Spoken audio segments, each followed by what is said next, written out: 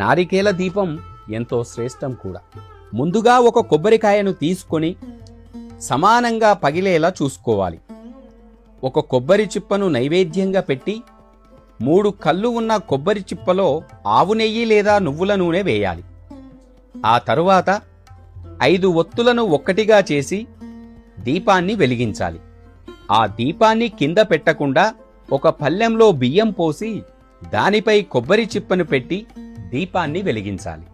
మీ పూజా మందిరంలో ఉన్న శివుడి ఫోటోకి ఎదురుగా కానీ ఈశాన్యం వైపుగా కానీ ఈ దీపాన్ని వెలిగిస్తే చాలా మంచిది కూడా. అలా కుదరకపోతే తులసికోట ముందైనా ఈ దీపాన్ని వెలిగించవచ్చు. ఈ దీపం కొండెక్కిన తర్వాత ఎవరూ తిరగని చోట ఈ కొబ్బరి చిప్పను సోమవారం లేదా కార్తీక పౌర్ణమి నాడు వెలిగిస్తే చాలా మంచి జరుగుతుంది కూడా.